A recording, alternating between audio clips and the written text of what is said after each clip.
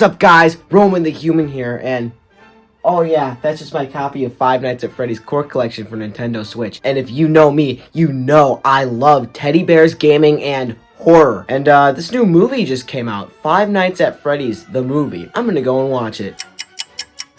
Okay, so I've never done a film review on this channel, but this shall be my first. So here's my thoughts on the FNAF movie as a FNAF fan. And also, just so you know, FNAF stands for FNAF, which means Five Nights at Freddy's. So, you know, try to keep up, sweetheart.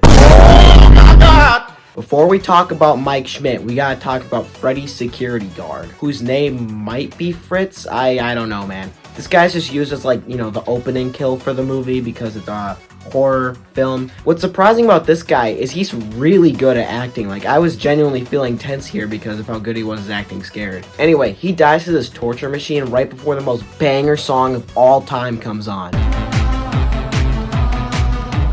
I was so happy seeing these opening credits, dude. Like, they look just like the games. So retro. Alright, now we can talk about Mike Schmidt. So the name Mike Schmidt is actually referencing the name in the first game, Mike Schmidt, which, if you know the lore, we actually don't play as Mike Schmidt in the first game. You're playing as Michael Afton, William Afton's son. This was actually changed in the movie to make Michael not part of the Afton family. Also, you definitely know this, but William Afton is the psycho murderer who kills children, so. Anyway, Mike is very sad and traumatized because his little brother was abducted by a strange man, which is William Afton, and he was killed. Mike still, to this day, as an adult, has repeating nightmares about his brother, whose name is Garrett!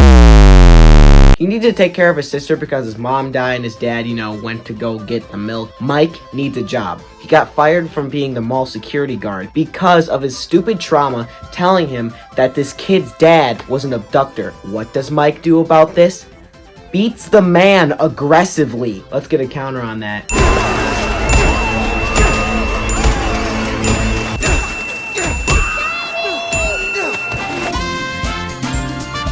That was a mistake. So this guy, Steve Raglan, tries to help him get a job. So then Mike is all like, oh, but I can't do nights. But then Steve's all like, oh, yes, you can do nights. But then Mike's all like, okay, fine, I can do nights. Mike gets a babysitter for Abby, and he starts night one. So that's basically the setup for this movie. Let's go over the main pros and cons of this film. I don't want to do this no more. Josh Hutcherson is the one who plays Mike Schmidt in this movie. Josh's acting is overall pretty good, but sometimes... This is a joke, right? I mean... Okay, good joke. Congratulations, you got me. You can come out now. Yeah, there's too many dream sequences. I know it's like a main plot of the movie and how like sleeping and dreaming is like a huge element, but like he goes into these dreams so often. They cut the amount of dreams and combine some of them, so it was like half the amount there is. That would be so much better. Don't get me wrong, all the dream sequences are pretty creepy, just too many. I like the choice of making the cop's dad William Afton as well as being the same guy as Steve Raglan. What I don't like is how can he just control the souls of these murdered children that he killed? Like, just because of a drawing that, like, some kid made that, like, shows them being happy together. It makes no sense. My biggest flaw with this movie has to be that one fort scene. If you've seen the movie, which you probably have, you definitely know what I'm talking about. It goes past the line of, like, comedy to the point where it's, like, legitimately wholesome. I get that they mention that the animatronics are nice to kids but not adults, but man, what a vibe killer. I think the scene where Abby meets them and introduces them to Mike is really nice because it's really creepy, but then after that, it's like gets rid of the threat of the film. Like, now they're all besties? Those are my only cons for this film. I know I'm really biased here, but it's pros time, baby.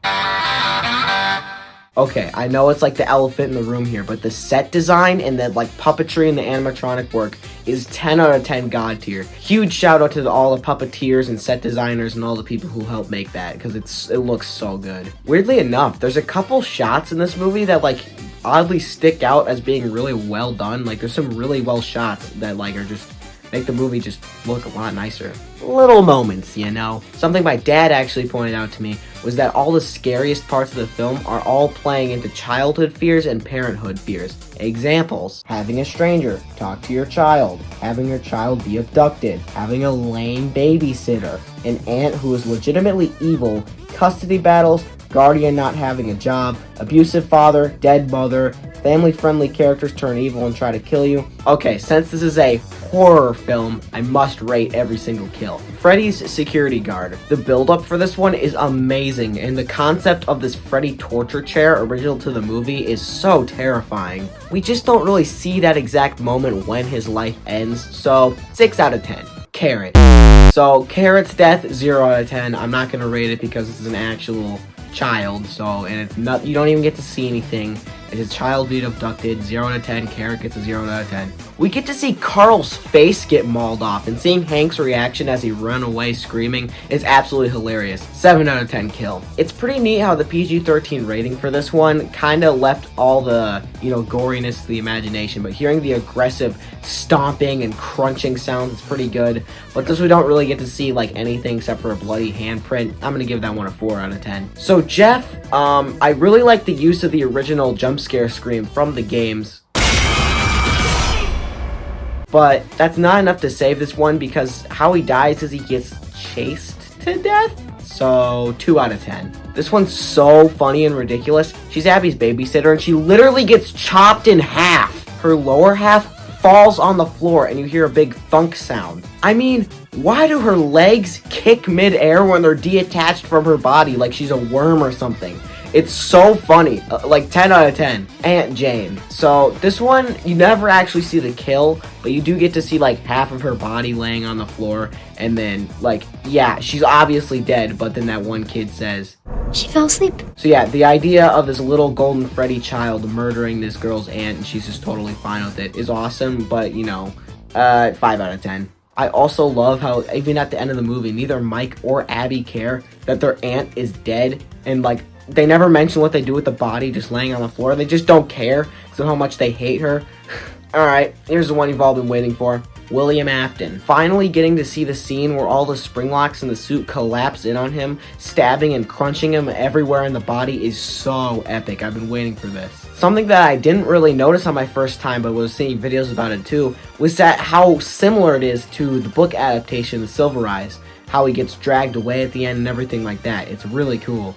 There's like a 90% chance we're getting a sequel to this movie because its budget was $20 million. And you want to know how much money it made in the box office? It made $264 million. Oh, yeah! That's awesome. And also Matthew Lillard confirmed that he did sign a 3-movie deal for being this character. So, he's technically didn't die in the movie, but, it's still cool. Overall, this film made me really happy, and seeing it on release day, in the theaters, was such an experience. This movie has many flaws, but if you're a Five Nights at Freddy's fan, you will love it, and if you're not, you'll probably think it's really weird. Also, I never mentioned it, but I'm gonna mention it now. William Afton says the line, I always come back. Well, there's my quick look at the Five Nights at Freddy's movie. Like and subscribe and other things YouTubers say. Goodbye.